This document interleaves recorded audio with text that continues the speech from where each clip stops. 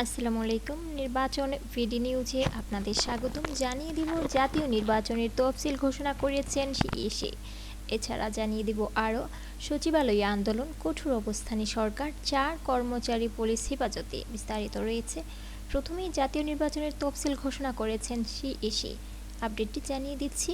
ত্রয়োদশ জাতীয় সংসদ নির্বাচন ও জুলাই সনদ নিয়ে গণভোটের তফসিল ঘোষণা করেছেন প্রধান নির্বাচন commissioner CEC AMM Nasir Uddin. বৃহস্পতিবার 11 ডিসেম্বর সন্ধ্যা 6টায় জাতির উদ্দেশ্যে দেয়া ভাষণে নির্বাচনের তফসিল ঘোষণা করেন তিনি। ভাষণটি বাংলাদেশ টেলিভিশন ও বাংলাদেশ বেতারে প্রচার করছে। নির্বাচন কমিশনের কর্মকর্তারা জানান, সিইসি তার ভাষণে নির্বাচনের তারিখ, মনোনয়নপত্র জমা দেওয়ার শেষ দিন, যাচাই বাছাইয়ের সময়সূচি এবং প্রতীক বরাদ্দের দিনক্ষণ ঘোষণা করেছেন। উল্লেখযোগ্য, বর্তমানে দেশে মোট ভোটার সংখ্যা 12,95,183 জন। এর মধ্যে পুরুষ 6,48,14,14,907 জন, নারী 6,28,79,042 জন এবং তৃতীয় লিঙ্গের হিজড়া ভোটার 1,234 জন। এছাড়া এবার 300 আসনে মোট 42,761টি কেন্দ্রে ভোট গ্রহণ করা হবে।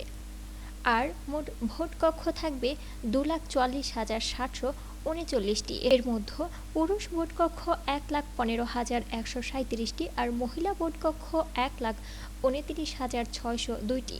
জানিয়ে দিব এদিকে সচিবালয়ে আন্দোলন, কঠোর অবস্থানে সরকার, 4 কর্মচারী পুলিশ হেফাজতে। সচিবালয়ে আন্দোলন করা কর্মচারীদের বিরুদ্ধে কঠোর অবস্থান নিয়েছে সরকার। সচিবালয়ে ভাতার দাবিতে বুধবার অর্থ উপদেষ্টাকে 6 ঘণ্টা অবরুদ্ধ করে রাখেন কর্মচারীরা।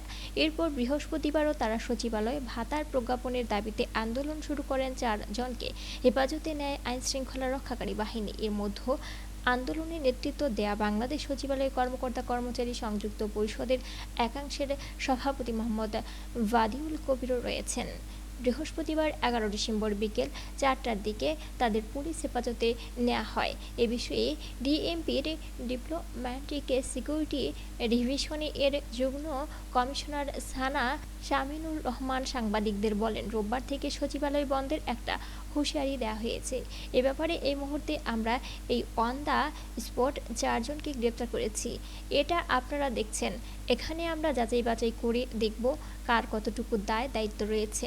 তিনি আরও বলেন, গতকালকের ঘটনার ভিডিও ফুটেজ আমাদের কাছে রয়েছে, আপনাদের কাছেও রয়েছে। গতকালও আমি দুবার তাদের শান্তিপূর্ণ সমাবেশ শেষ করার জন্য বলেছিলাম, কিন্তু সেই বিষয়টি তারা আমলে নেয়নি। সুতরাং এই মুহূর্তে যাদের নেওয়া হয়েছে অন দ্য স্পট, যারা আইন ভঙ্গ করেছে, শুধু আমরা তাদের বেছে বেছে কয়েকজনকে নিয়েছি। এটা যদি অব্যাহত থাকে, যত মানুষ আইন ভঙ্গ করবে আমরা সবাইকে আইনের আওতায় আনব। এই ছিল সুপ্রিয় বন্ধুরা আমাদের নির্বাচন ভিডি নিউজের এই মুহূর্তের সর্বশেষ আপডেট তথ্য। পরবর্তীতে আরও আপডেট পেতে আমাদের নির্বাচন ভিডি নিউজ চ্যানেলটি সাবস্ক্রাইব করবেন আর বেল বাটনে ক্লিক করে রাখবেন সকল ভিডিওর আপডেট সবার আগে পাওয়ার জন্য।